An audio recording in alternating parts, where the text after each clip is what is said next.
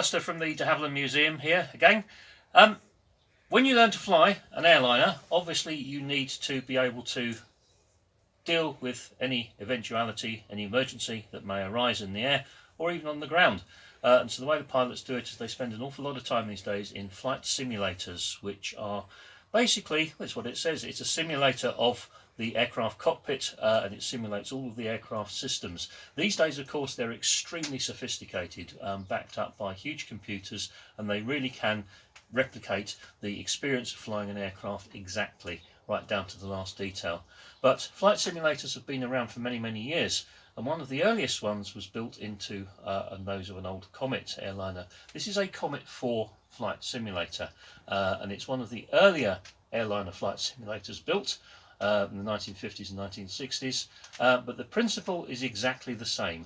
You've got the crew, you've got the pilot would sit here, I'm sitting in the co-pilot's seat, behind it is the navigator and the flight engineer, and they would go through their paces just as if they were flying a real aircraft. These days the airplane, the nose of the aircraft simulator is on jacks, and so it can actually simulate the motion of the airliner as well. This one couldn't, this one was just on a fixed stand, but the principles are the same. The instructor who is taking the crew through the exercise is able to simulate all sorts of different failures and equipment malfunctions and so forth.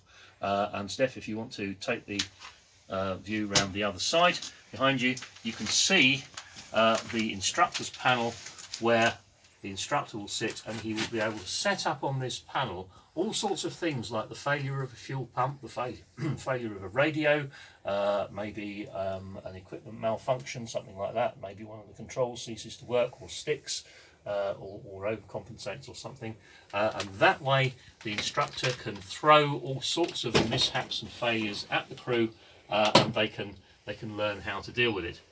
So when we're open, you'll be able to come in and sit here. You'll be able not actually to sit in the pilot seat, but you'll be able to come in and look onto the flight deck and see how it was that pilots were trained way back in the 50s and 60s on the very early Comet 4 flight simulator.